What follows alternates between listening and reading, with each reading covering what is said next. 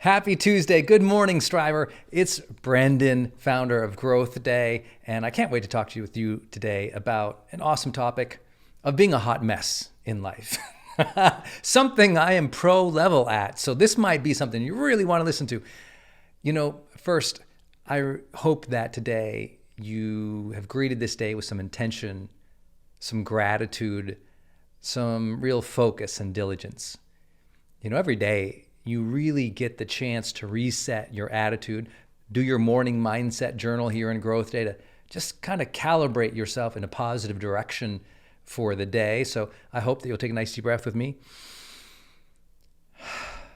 and just find a moment of center, of appreciation, because in the choice to be here in GrowthDay today, you've already done something you deserve a pat on the back for.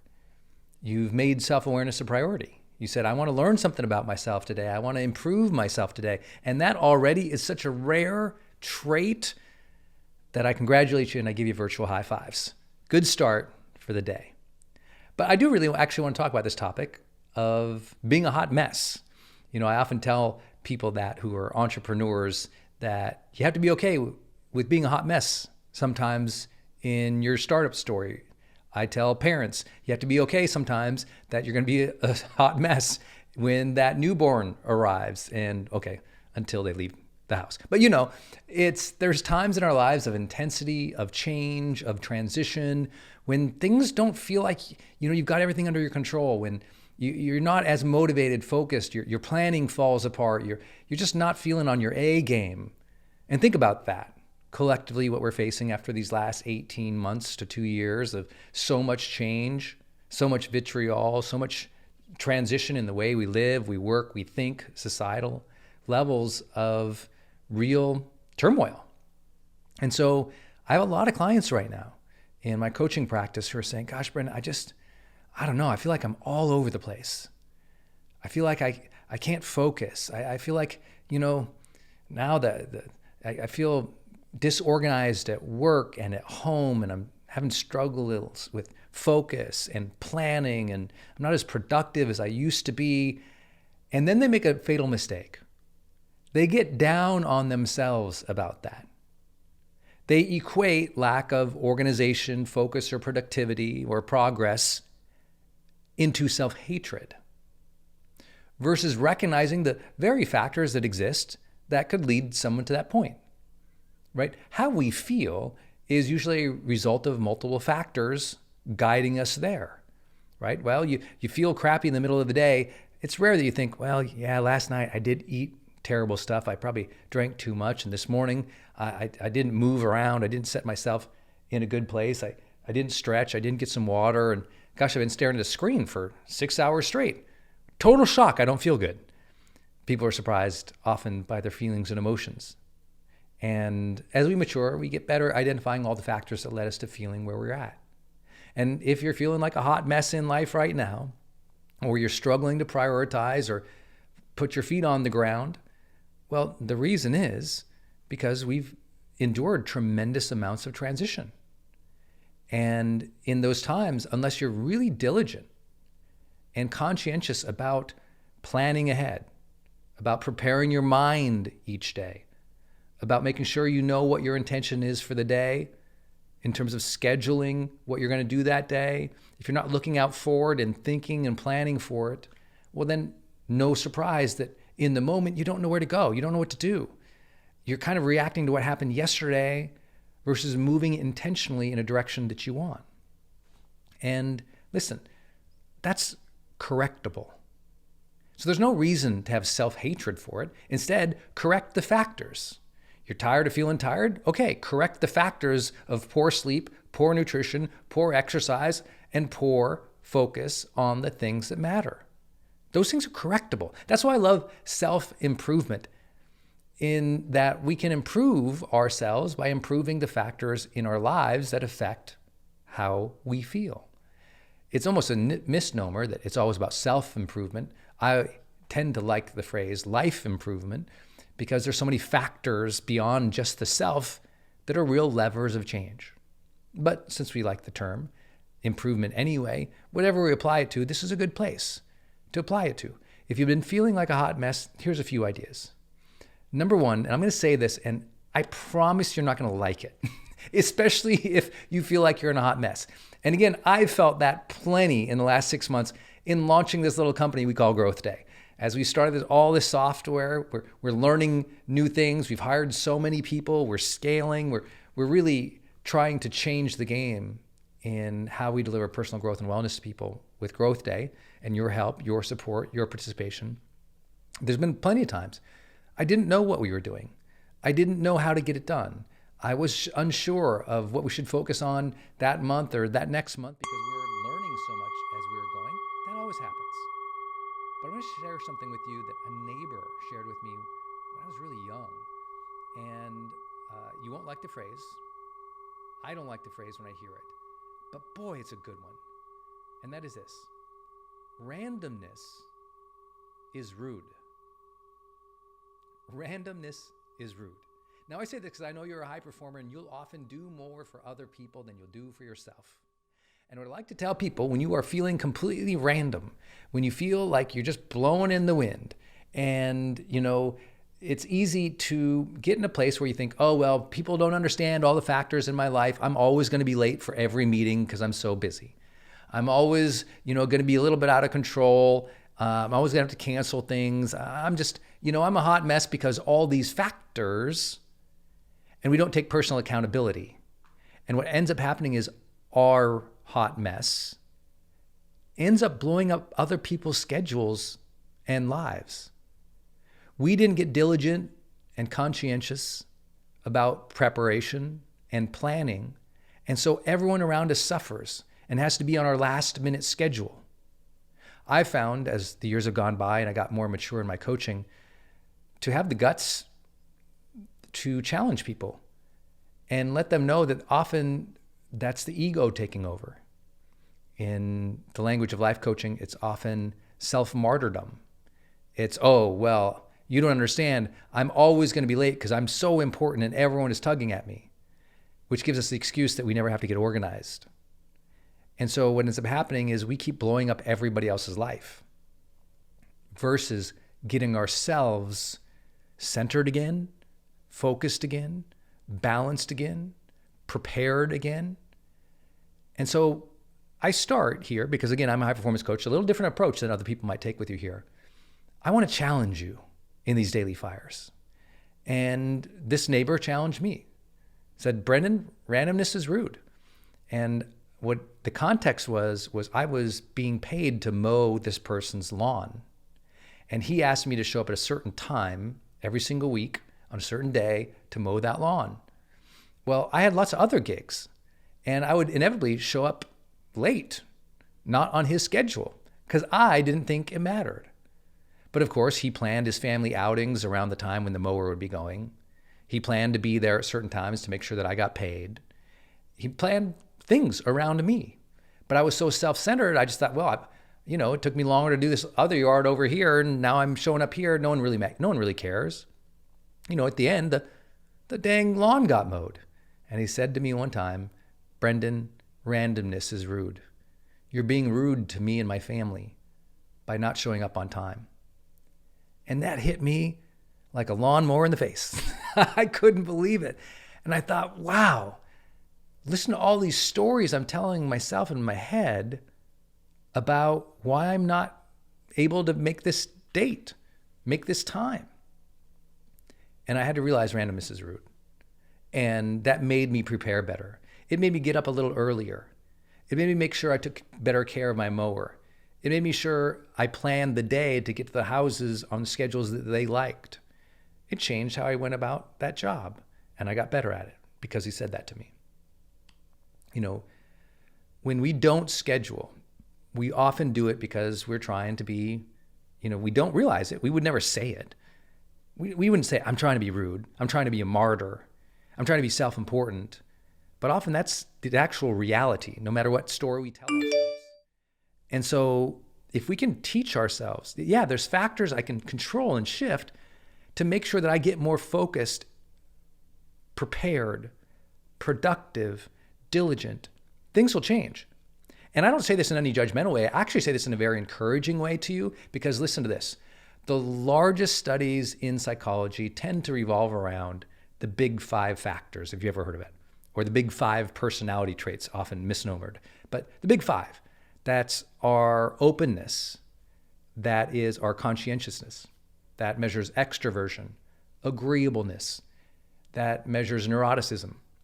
And what they found after measuring all these things for over a period of time, that the people who are the most successful, the highest earning, and by the way, live the longest are the most conscientious. What does that mean? Conscientious people plan ahead. Conscientious people care about the details. Conscientious people follow through on their word. Wow. So simple. So straightforward. You want to live longer? You want to earn more? Got it. Have personal responsibility. Plan ahead. Prepare more. Set a schedule. Follow through. Track and manage your goals. Care about the details. These things make you not only a more thoughtful person in your life, but a more thoughtful person in other people's lives. I know you already know this, striver, but it's my job here to sometimes remind you of the basic things and hopefully say them in a way that kind of, oh, right, I should think about that in a different way. You know, when we're a hot mess, I also encourage you to make sure that you ask for help. Because the truth is, it's not always we're trying to be a martyr or self-important or rude to anybody. We got overwhelmed. But we got overwhelmed without personal responsibility. What do I mean by that? Well, lots of people are overwhelmed, but people who are conscientious, when they get overwhelmed, sooner than later, they raise their hand and ask for help.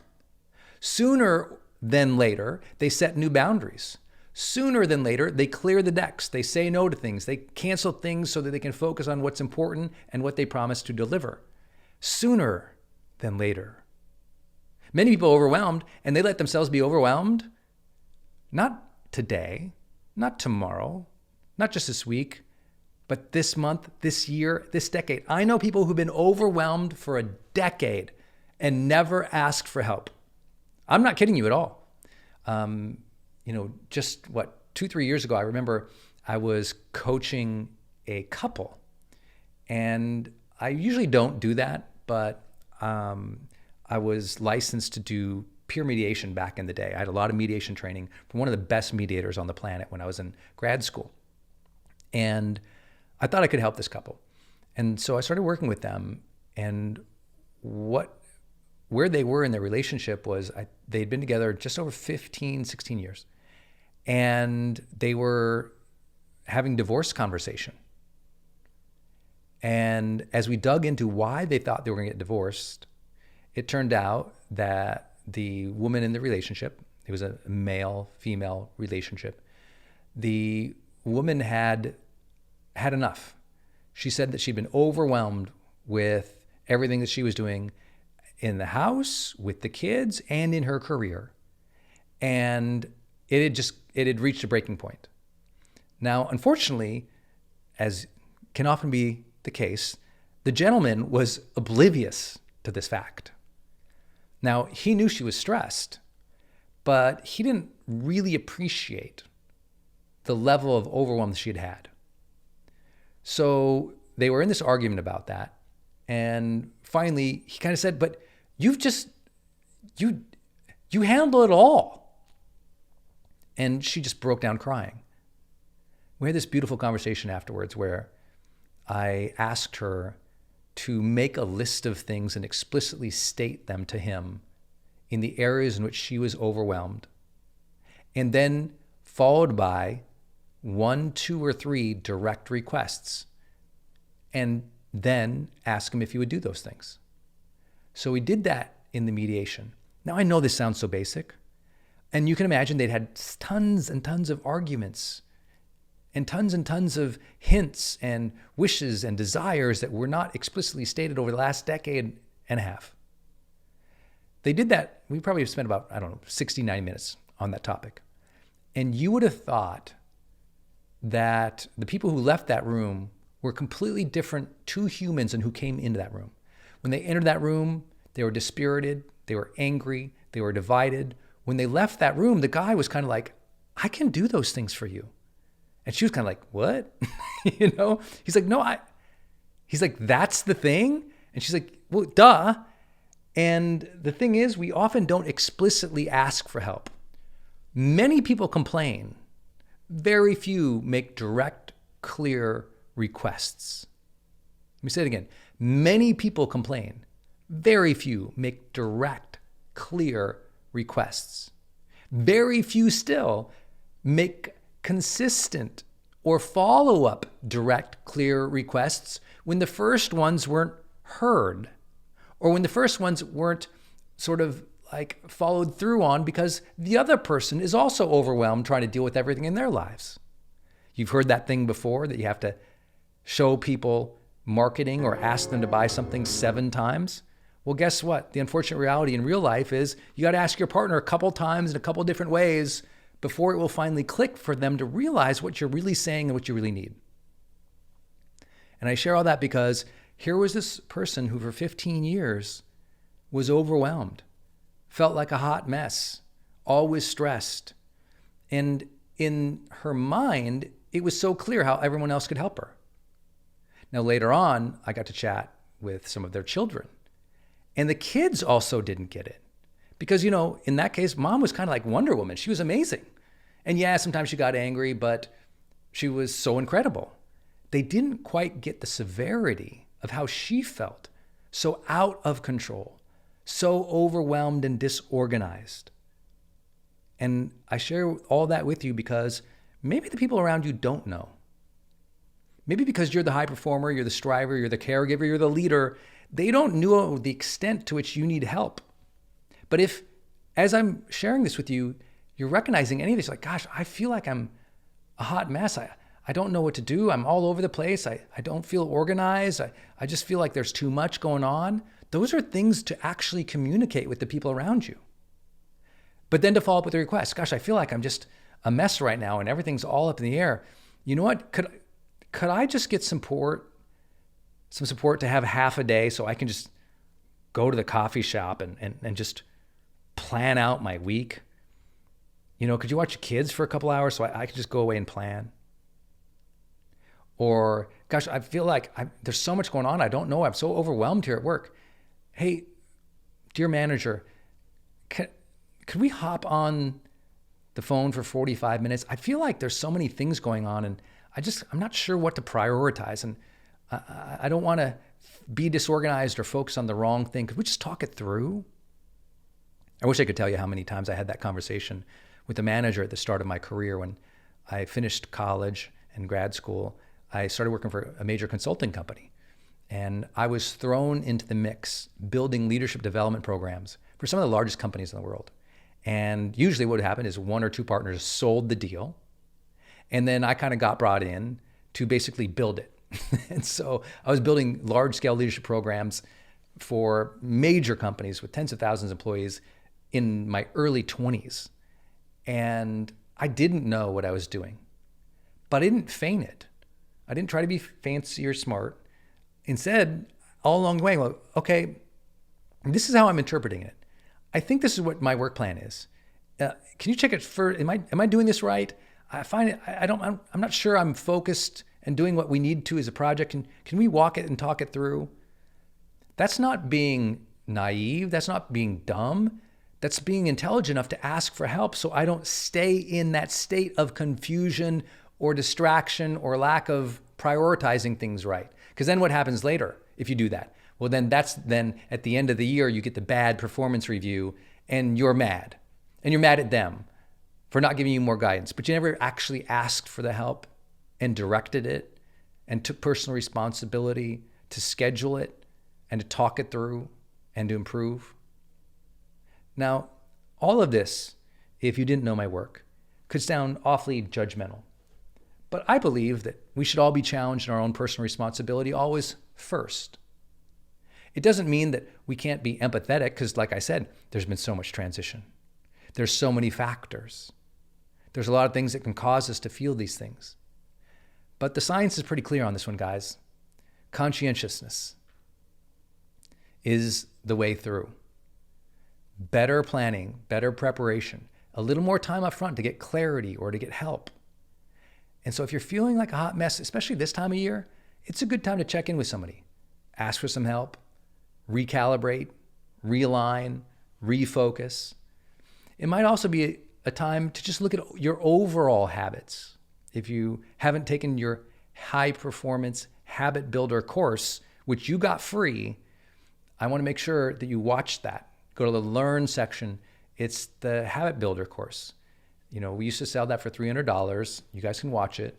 I promise you that course will give you so many insights on how to get your life back in alignment with some clarity, fix your energy, help you figure out your motivation, your drive, help you find a little bit more productivity and influence, and help you make those courageous decisions to move forward, try new things, ask for help, break free. That's all right there. It's at your fingertips, right here in Growth Day. Often I tell people, hot mess, if you feel like that's okay.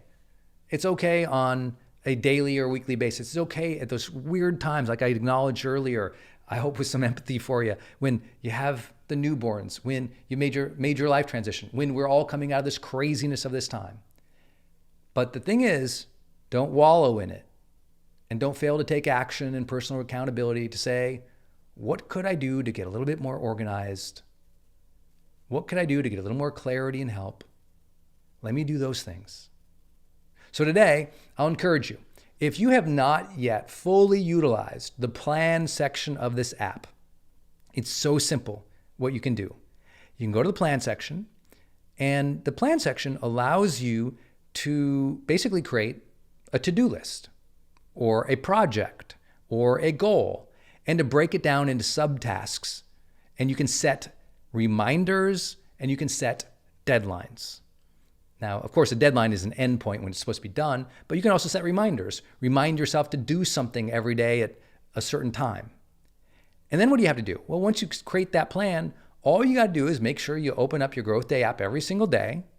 You listen to this daily fire, and you click on the notifications bell. And you can see in the notifications the reminders and the deadlines of anything you have coming up. That way, you're starting off in a good place each day. If you want to go the extra mile, open up, listen to Daily Fire, do your morning mindset journal. In the journal section, press that morning mindset button, and then look at your notifications for any plan or tasks or deadlines or reminders that you have coming up. And that's a nice way to get yourself a little more organized. Do that for 30 days, and you'll be like, wow, I have a better attitude. I'm more clear about the day. I've reminded myself to do these things, or I've got these deadlines coming up.